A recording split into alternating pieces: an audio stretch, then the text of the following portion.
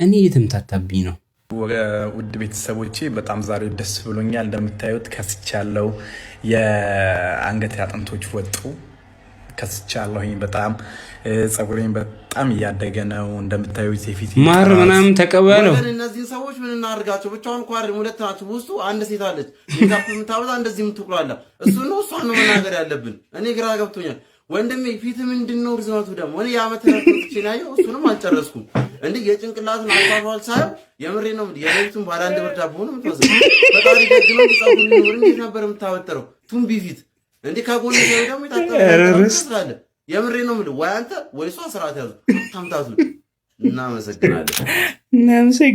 ለማን ረሩስ ስለ ቆዳ ግን ሳትነግረን አብዴት ሳታደርገን የተቀባው ነገር እንደዚህ ወንዶች ራሳችሁ ጠብቁ።